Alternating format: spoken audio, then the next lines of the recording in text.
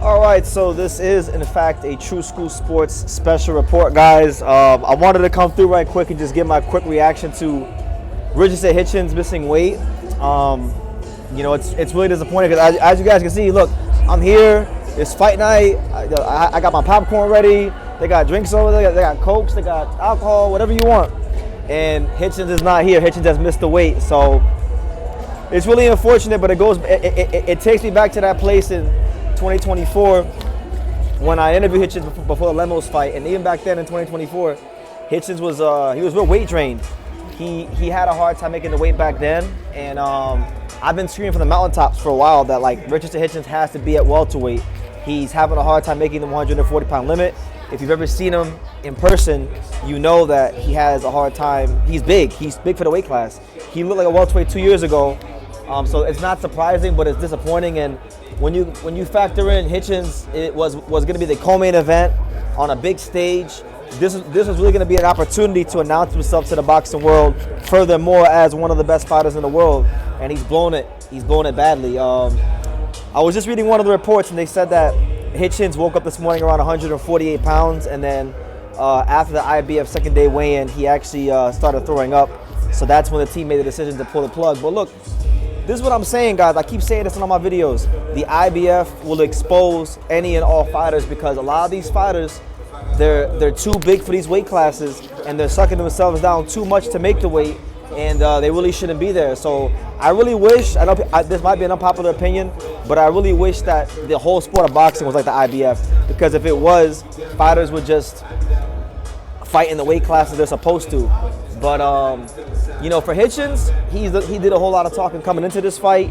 He's done a whole lot of talking before this fight.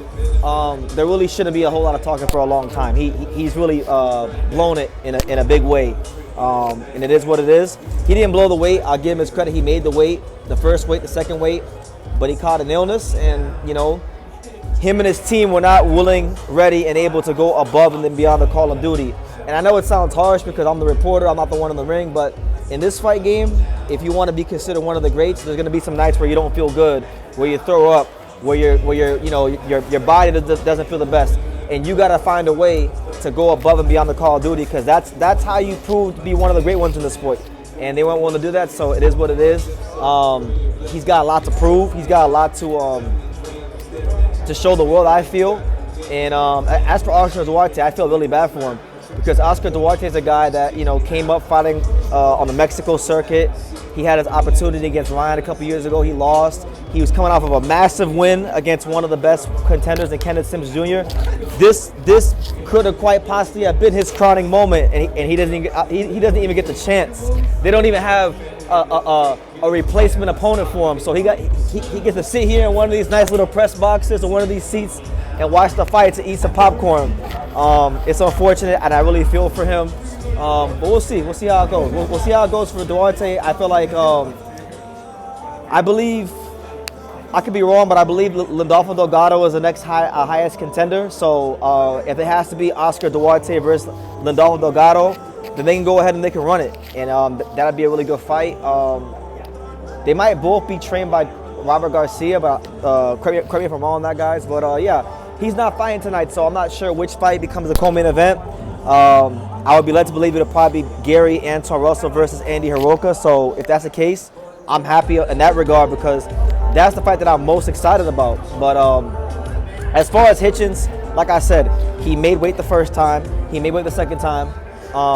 It sucks to say, but like, you didn't miss weight. You weren't. You may have felt bad, but you weren't dying. Like, it's not a good look. No matter how you want to spin it, and I'm sure he's gonna do a great job. He's gonna spin it like he's gonna get on Twitter and spin how he was feeling. But in all reality, you should have been up in weight a while ago. And I feel like his team failed him, and they should have pulled this fight. They should have pulled him from this fight long ago. This fight shouldn't even have been made, because, like I said, he was having a hard time 2 years ago against Lemos. I sat there. I was ringside. I was there at the Fontainebleau when he fought Lemos and was having a hard time beating him. He couldn't get him off of him. And now his reputation tonight is taking a big hit. So they weren't willing, ready, and able to go above and beyond the call of duty. And the IBF has to strip Hitchens. I don't want to hear anything about, I don't want to hear no sob stories. I don't care. strip him, let Duarte get his shot against, I would presume, Ladolfo Delgado, and we can move on from there. And as for Hitchens, there's plenty of great fights at 47 for him. You got Keyshawn Davis, you got Devin Haney, you got Brian Noman Jr., who he had a lot to talk about. Hitchens was running his mouth like crazy about Brian Noman Jr. So guess what? Now you can move to 147 and you can go fight Brian Noman Jr. And we'll see if what you were saying in all them interviews with Najee and Cigar Talk was true. But until then, all I can say is get healthy. Oscar Duarte, I feel bad for him, and yeah, strip him. I'll leave it at that. And guys, Amari Jones versus Luis Arias. That's the next fight. Stay tuned for any and all content on True School Sports. I'll be doing a post-fight review video immediately following the fight. And then within about an hour or so after the fight, I should be live. So stay tuned for all the content. And yeah.